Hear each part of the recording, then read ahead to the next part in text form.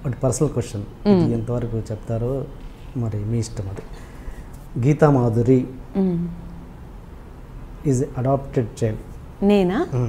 No no no, తన సొంత తల్లిదండ్రులు కాదు అన్నది. నో నో నో, ఛాన్సే లేదు. అవునా? నా ఊహ తెలిసాక I known only my parents. Okay, really? Really okay, really, yeah, no ways. ఎందుకంటే ఎవ్రీథింగ్, ఐ నో ఎవ్రీథింగ్ కదా. Okay okay, I need not show my certificates and all, but then yeah, no. Right.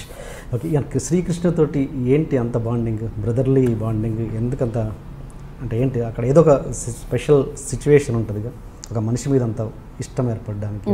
నాకు శ్రీకృష్ణ అన్న, దీపు, వీళ్ళిద్దరూ నాకు చాలా close. Krishna Chaitanya కూడా, Krishna Chaitanya brother అన్నను, సాకేత్ ఒకడు, వీళ్ళ ముగ్గురుని నేను బ్రదర్స్ కింద ట్రీట్ చేస్తాను. కృష్ణ చైతన్య శ్రీకృష్ణ, దీపు అండ్ సాకేత్, వీళ్ళ ముగ్గురిని నేను చాలా సొంతగా ఫీల్ అవుతాను, సొంత ఫ్యామిలీ మెంబర్స్లా ఫీల్ అవుతాను. శ్రీకృష్ణ అన్న యూనివర్సల్ అన్న, కానీ నాకు కొంచెం ఎక్కువ అన్న అనమాట. అది శ్రీకృష్ణ అన్న యూనివర్సల్ అన్న, కానీ అన్నకున్న కొంతమంది చెల్లెళ్ళల్లో నేను ఒక చెల్లిని. అంటే నెక్స్ట్ టు సొంత చెల్లిలో నేను శిల్ప ఇద్దరం ఉంటాం. అలా నాకు బోల్డ్ మంది అన్నలు ఉన్నారు, బట్ నాకు శ్రీకృష్ణ, దీపు వీళ్ళిద్దరు ఎక్కువ క్లోజ్. అంత బాండింగ్ ఏర్పడడానికి ఏదో ఒక పర్టికులర్ రీజన్ ఉంటుంది, స్ట్రాంగ్ బాండింగ్ ఏంటది? ఆ బాండింగ్ ఏర్పడడానికి నా కెరియర్ నాకు ఏమి ఇచ్చినా ఇవ్వకపోయినా అన్ని చాలా ఇచ్చింది నాకు. నా కెరియర్ నన్ను ఒక ఇండివిజువల్గా నుంచునే ఒక శక్తిని ఇచ్చింది. నేను ఏదన్నా లైఫ్లో కష్టపడి సాధించవచ్చు అనే ఒక కాన్ఫిడెన్స్ ఇచ్చింది. మంచి ఫ్యామిలీ లాంటి ఫ్రెండ్స్ని ఇచ్చింది. I can just say that. We have my close group ఉంది. నేను, పర్ణిక, శ్రీకృష్ణ, రఘురామ్, మనస్విని, కృష్ణ చైతన్య, వాళ్ళ ఫ్యామిలీస్ అందరూ, దీపు, మేమందరం కలిసి ఒక ఫ్యామిలీలా ఉంటాం. మేము కుదిరితే కలవడానికే చూస్తాం. రామాచారి గారు వాళ్ళ ఫ్యామిలీ, మా గురువు గారు రామాచారి గారు, సో వాళ్ళ ఫ్యామిలీ, రామాచారి గారు వాళ్ళు అండ్ వీళ్ళందరూ కూడా నాకు చాలా క్లోజ్. నాకు అంత బాండింగ్ ఏర్పడడానికి అవకాశాలు హెల్ప్ అయ్యాయి. అంటే ఒక ప్రోగ్రాం రావడం, అదేదో కాంబినేషన్లో, మా ఇద్దరు కాంబినేషన్లో ఒక ప్రోగ్రాం చూడడం, ఆ ప్రోగ్రాం నచ్చి ఇంకోళ్ళు పిలవడం, అలా అవకాశాలు అలా ఏర్పడేసరికి అన్న అన్న అన్న అనుకుంటే అలా అయిపోయింది. సో నాకు అలా నా కెరియరే హెల్ప్ చేసింది ఆ బాండింగ్ శ్రీకృష్ణ అన్నతో ఏర్పడడానికి. ఓకే ఓకే, ఇంకోటి మామూలుగా ఒక నటికి, సినిమా ఇండస్ట్రీ కానీ టీవీ ఇండస్ట్రీ కానీ, నటికి పర్ఫార్మెన్స్ టాలెంట్ ఎంత అవసరమో అపియరెన్స్ అండ్ అందం కూడా అంతే అవసరం. ఎందుకంటే స్క్రీన్లో కనబడుతున్నారు కాబట్టి. బట్ ఒక సింగర్కి ఒక పాట అద్భుతంగా రావాలంటే గొంతు మాత్రమే ఇంపార్టెంట్. గొంతు బాగుంటే చాలు, పాట బాగుంటుంది. అలాంటిది ఒక సింగర్కి అందం అన్నది అవకాశం రావడానికి ఎంతవరకు ఉపయోగపడుతుంది ఈ ఇండస్ట్రీలో? సింగర్కి అందం అనేది స్టేజ్ షోస్లో పాడడానికి అవసరం అనేది నేను ఒక 1% నమ్ముతాను. అసలు ప్లేబ్యాక్కి అందానికి సంబంధం లేదు. బికాస్ వినిపించేది మన గొంతు. నేను స్టేజ్ షో గురించి మాట్లాడలేదు, ప్లేబ్యాక్ గురించా? ఓన్లీ ప్లేబ్యాక్ గురించి. స్టేజ్ షోస్ గురించి మాట్లాడాలి, అవసరం లేదు. అందం అనేది అవసరం లేదు. అసలు అందం లేకుండా అవకాశాలు వచ్చే పరిస్థితి లేదు. అందము లేకున్నా కూడా జస్ట్ అందంతో అవకాశాలు ఛాన్సే లేదు. ఎందుకంటే మీకు ఒక రికార్డింగ్, ఒక సాంగ్ వినేటప్పుడు వాళ్ళ రూపం ఏం కనిపించదు, వాళ్ళ గొంతు వినిపిస్తుంది. సో ఎవరన్నా ఎప్పుడన్నా మనం ఒక సాంగ్ వింటుంటే వాళ్ళ గొంతు వింటాం కానీ వాళ్ళ రూపాన్ని తలుచుకోం. మనకు గుర్తొచ్చేది కూడా పిక్చరైజేషన్ అయిపోయాక హీరో హీరోయిన్ గుర్తొస్తారు, కానీ పాడిన వాళ్ళు ఎలా పాడినప్పుడు వాళ్ళు ఇలా పాడుంటారని వాళ్ళ ఎక్స్ప్రెషన్స్ గొంతునే ఫీల్ అవుతాం మనం. మన గొంతు వింటూ మొహాన్ని ఊహించుకున్న వాళ్ళు అసలు దేవుళ్ళకి దగ్గరగా వెళ్ళిపోవచ్చు. వాళ్ళు అంత బ్రెయిన్లో అంత ఉంచుకున్న వాళ్ళని బేసిక్గా నన్ను అడిగితే. ఇప్పుడు నేనున్నాను, ఫర్ ఎగ్జాంపుల్ నాకు శ్రేయా ఘోషాల్ అంటే ఇష్టం, నేను శ్రేయా ఘోషల్ వాయిస్ విని ఆ అమ్మాయి ఎలా పాడిందో వింటాను, కానీ ఆ అమ్మాయి పాడినప్పుడు ఆ అమ్మాయి ఎక్స్ప్రెషన్ ఇలా ఉంటుంది, ఆ అమ్మాయి మొహం ఇంత అందంగా మలిచి అన్నంత నాకు లేదు, నాకంత లేదు. అండ్ ఐఎమ్ ష్యూర్ ఎక్కడో దేవుడికి దగ్గరగా ఉండేవాళ్ళకే అంత ఉంటుంది.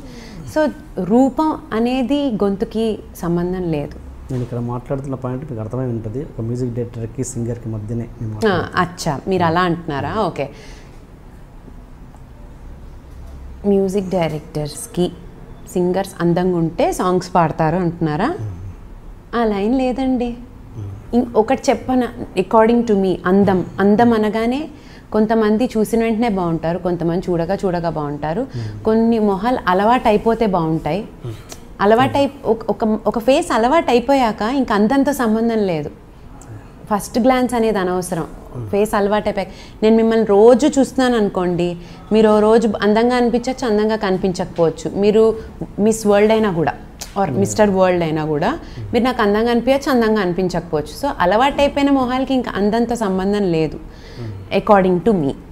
And as we know a person more అందం అనేది ఉండదు. మ్యూజిక్ డైరెక్టర్స్ విషయంలో అందరు అంటారు కానీ నాకు అలా అనిపించదండి. ఎందుకంటే no one wants to spoil their song. ఒకవేళ అందంగా ఉన్న వాళ్ళకి అట్లీస్ట్ ఒక అవకాశం వరకు అందంగా ఉంటేనా ఒక అవకాశం ఇచ్చి చూస్తారు, తర్వాత లేకపోతే వదిలేస్తారు. ఏమో మరి నాకైతే తెలియదు, నాకు తెలిసి లేదండి.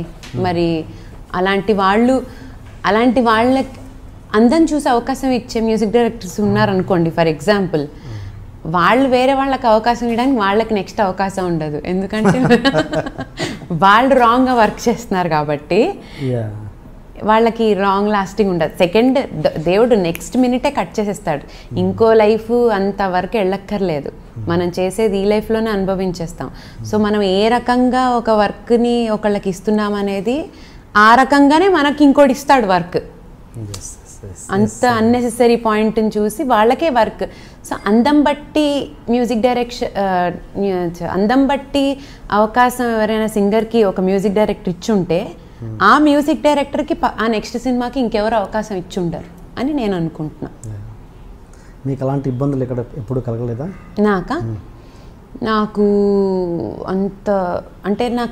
అంటే ఇండైరెక్ట్గా ఏదో రాళ్ళు వేసిన వాళ్ళని చూశాను కానీ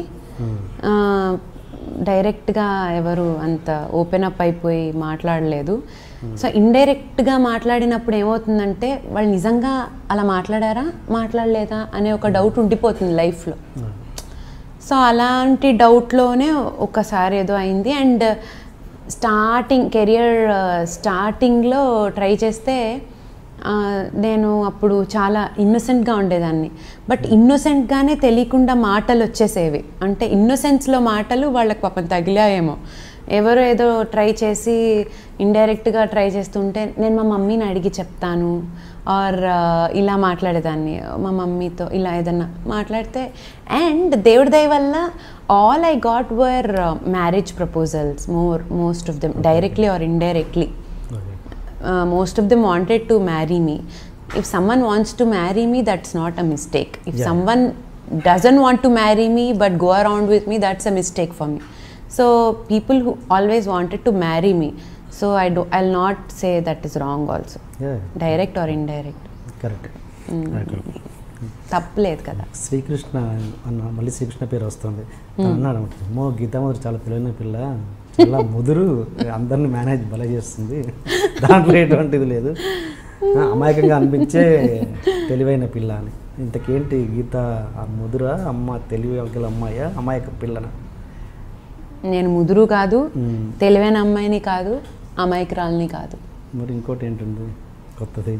అన్ని సమపాళ్లలో ఉన్న ఒక బ్యాలెన్స్డ్ అమ్మాయిని నేను. అన్ని ఒక అమ్మాయి ఎలా ఉండాలి అంటే గీతలా ఉండాలి, అలా ఉండే అమ్మాయి. జోక్స్ అపార్ట్ అలా ఏం లేదంటే ఏదో just go with the flow. నాకు అనిపించింది నేను చేస్తాను. అది ఒక్కొక్కళ్ళకి ముదురుగా అనిపించవచ్చు, ఒకళ్ళకి అమాయకంగా అనిపించవచ్చు, ఒకళ్ళకి యాబ్సెంట్ మైండెడ్ అనిపించవచ్చు, ఒకళ్ళకేమో అతి తెలివిలా అనిపించవచ్చు. నాకు అనిపించింది నేను చేస్తాను. నేను అంతేమీ దాని గురించి అంత పోస్ట్ మార్టం చేయను, ఏ విషయాన్ని అంత పోస్ట్ మార్టం చేయను. బట్ ఎవరైనా నాతో మాట్లాడిన దాన్ని ఆర్ వాళ్ళ మైండ్స్ని మాత్రం నేను నా మైండ్లో పోస్ట్ మార్టం చేస్తాను అనమాట. మొత్తం అసలు వాళ్ళ మైండ్ ఏంటి, వాళ్ళు ఎందుకు ఇలా మాట్లాడతారు, వాళ్ళు ఎలాంటి మనుషులు, వాళ్ళు ఏంటి అని తెలుసుకోవడం ఇంట్రెస్ట్ నాకు. సైకాలజీ సైడ్ వెళ్ళిపోవడం ఇంట్రెస్ట్. సో అలా కానీ నేను ఎక్కువ నా మైండ్ని ఎక్కువ ఆలోచించాను, నేను ఎలాంటి దాన్ని